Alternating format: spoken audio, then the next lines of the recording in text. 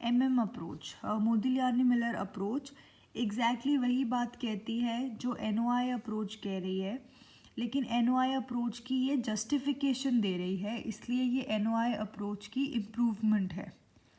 1958 में ये अप्रोच दी थी मोदिलियानी एंड मिलर ने।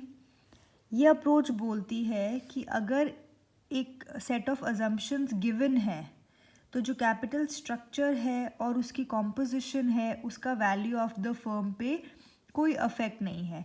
मतलब जो आप कितना डेट है कितना इक्विटी है उसका आपकी फर्म की वैल्यू पे कोई असर नहीं है। आपका कैपिटल स्ट्रक्चर डिसीजन इररेलेवेंट है। कितनी फाइनेंशियल लेवरेज है यानी कि कितना % डेट है वो मैटर नहीं करता। तो यानी कि कॉस्ट ऑफ कैपिटल जो है, overall cost of capital KO and value of the firm वो कैपिटल स्ट्रक्चर से इंडिपेंडेंट है, कैपिटल स्ट्रक्चर के ऊपर डिपेंड नहीं करते। So there is no optimum capital structure. Traditional approach में हमने बात की थी कि there is an optimum capital structure, but MM approach भी क्या कह रहा है कि कोई ऑप्टिमम कैपिटल स्ट्रक्चर है ही नहीं, क्योंकि कैपिटल स्ट्रक्चर का असर वैल्यू ऑफ द फर्म पे पड़ता ही नहीं है। So it restated the NOI approach, NOI approach को ही रीस्टेट कर दिया है और उसके साथ साथ उसमें एक बिहेवियरल जस्टिफिकेशन जोड़ दी है कि ऐसा क्यों होता है। राइट, तो अजम्पशंस वेरी इंपॉर्टेंट। सबसे पहले आपने MM अप्रोच में बताना है, अगर ये आए 15 मार्क्स में, कि MM अप्रोच होता क्या है, बोल क्या रहा है। तो इंट्रोडक्शन आपको देनी है। उसके बाद आपने, क्योंकि हमने बोला था गिवन सेट ऑफ अजम्पशंस, तो ये वो अजम्पशंस हैं।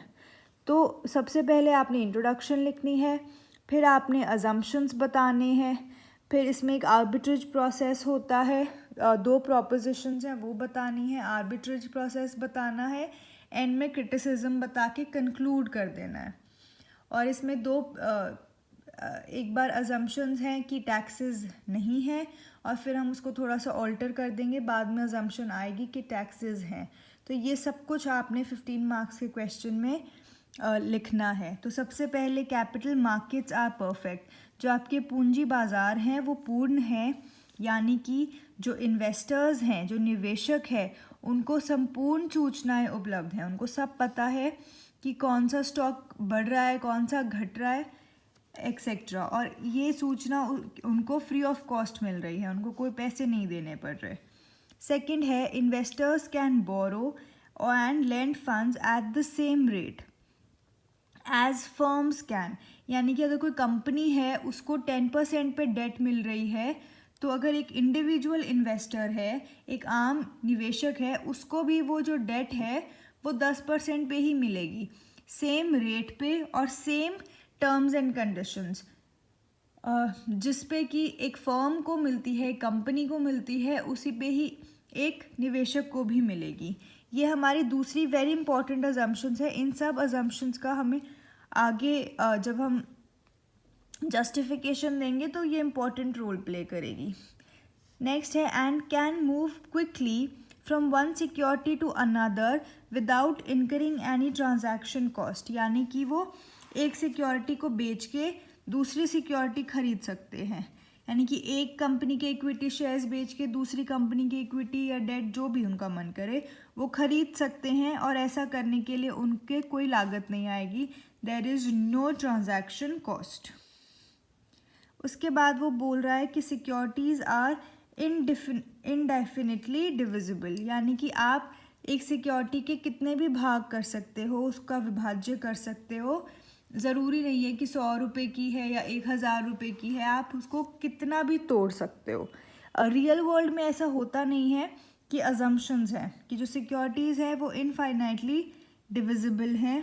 नेक्स्ट है इन्वेस्टर्स आर रैशनल, रैशनल यानी कि इन्वेस्टर्स को क्योंकि वो पूरी तरह उनको इन्फॉर्मेशन तो अवेलेबल है ही, लेकिन रैशनैलिटी का मतलब है कि इन्वेस्टर्स हमेशा उस ऑप्शन को चूज़ करेंगे जहाँ पे उनका ज़्यादा फ़ायदा है।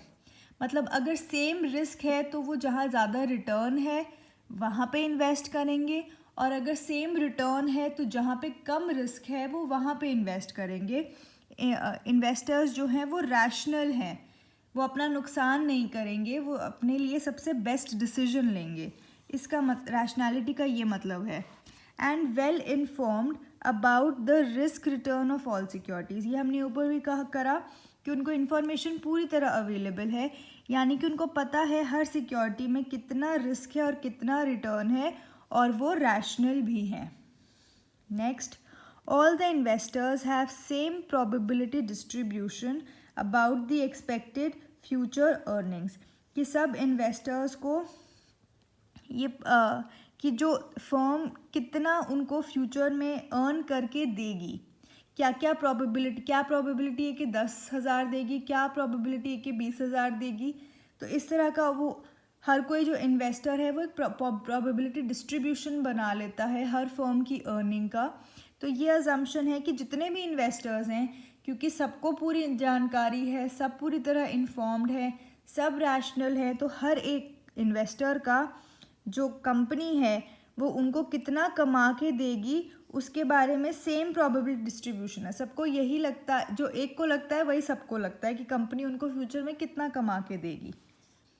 नेक्स्ट अजम्पशन है the personal leverage and the corporate leverage are perfect substitutes, very important.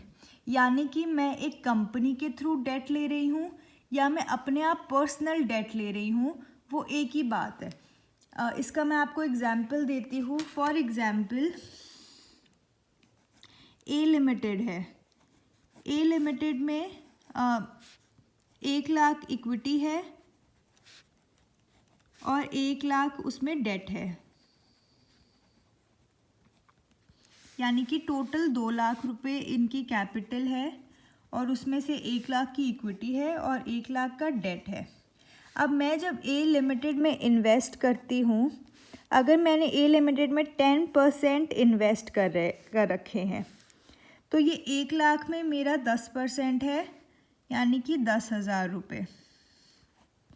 लेकिन ये जो डेट है इसमें भी मेरा 10% देनदारी है। अगर ए लिमिटेड की टोटल देनदारी 1 लाख रुपए की है, तो क्योंकि मेरा इक्विटी में शेयर है 10% का, तो इस देनदारी में भी मेरा शेयर है 10% का। तो इस टोटल डेट कंपनी को टोटल देने हैं 1 लाख रुपए किसी के, तो क्योंकि इस कंपनी में मैं 10% की शेयर होल्डर हूँ, तो इसमें 10,000 रुपये मेरा भी डेट है।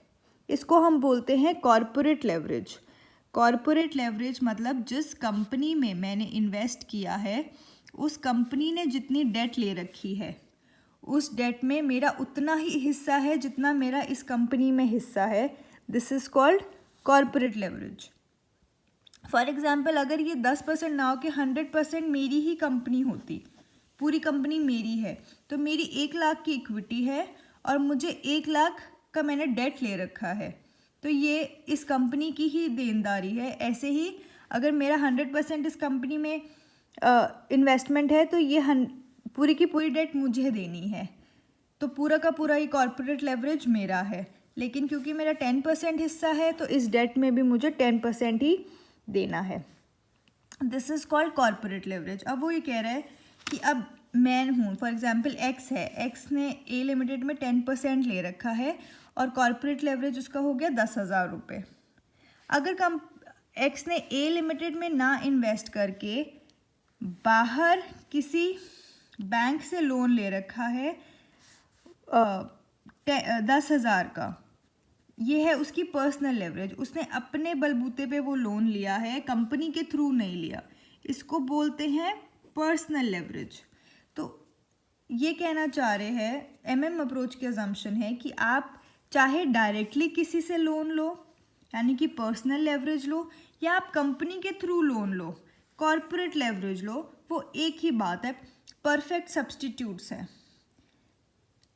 डायरेक्टली आपने लोन लिया है वो पर्सनल लेवरेज, आपने कंपनी के थ्रू लोन लिया है कॉर्पोरेट लेवरेज, तो ये दोनों एक ही बात है, ये परफेक्ट सब्स्टिट्यूट्स हैं। Next is there is no corporate income tax. MM approach में पहले हम नो कॉर्पोरेट इनकम टैक्स से करते हैं, लेकिन बाद में हमने ये अजम्पशन रिलैक्स कर दी है। बट शुरू में आप ये 6 अजम्पशंस लिखोगे एज इट इज़, ये नोट्स मैं आपके साथ शेयर कर दूँगी। On the basis of these assumptions, in assumptions के बेसिस पे एमएम अप्रोच ने कहा कि जो total value of the firm है वो capitalised value of the operating earnings of the firm के बराबर है। जैसे हमने उसमें किया था एनओआई अप्रोच में कि हमने ईबीआईटी को cost of overall cost of capital से डिवाइड करके सीधा वैल्यू ऑफ द फर्म निकाला था। तो ये वो सही सेम वही बात कह रहा है कि वैल्यू निकालने के लिए जो ऑपरेटिंग अर्निंग्स है यानी कि ईबीआईटी है उसको आपने कैपिटलाइज करना है, यानी कि ओवरऑल कॉस्ट ऑफ कैपिटल से डिवाइड करना है, तो हमारे पास वैल्यू ऑफ द फर्म आ जाएगी। और capitalization is to be made at the appropriate risk class of the firm, यानी कि ओवरऑल कॉस्ट ऑफ कैपिटल जो आपकी है उस रेट पे हमने कैपिटलाइज करना है। जो हम नेट ऑपरेटिंग इनकम में कर रहे थे फर्स्ट पॉइंट, सेम वही बात बोल रहे हैं। सेकेंड पॉइंट है the total value of the firm is independent of the financing mix that is financial leverage, कि जो आपकी फर्म की पूरी वैल्यू है वो आपके फाइनेंसिंग मिक्स से, यानी कि कितना डेट है और कितनी इक्विटी है उससे इंडिपेंडेंट है। ये कंक्लूजन है, ये आउटकम है। फर्स्ट था कि value of the firm operating income की कैपिटलाइज्ड वैल्यू है। सेकंड है कि टोटल वैल्यू है जो फर्म की वो फाइनेंसिंग मिक्स से इंडिपेंडेंट है।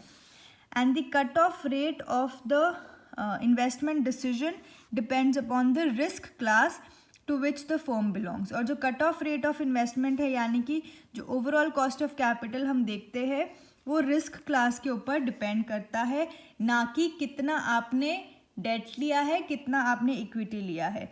आप उस पर डिपेंड नहीं करता, वो फर्म किस रिस्क क्लास पे में बिलोंग करती है उस पर आपका इन्वेस्टमेंट डिसीजन यानी कि ओवरऑल कॉस्ट ऑफ कैपिटल पे आपका डिसीजन डिपेंड करता है।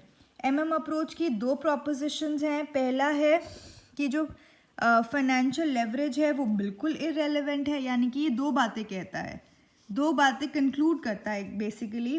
पहला कि फाइनेंशियल लेवरेज कम्प्लीटली इररेलेवेंट है, आपकी कितनी डेट है कितनी इक्विटी है कैपिटल स्ट्रक्चर पे कोई वैल्यू ऑफ द फर्म पे कोई असर नहीं पड़ता।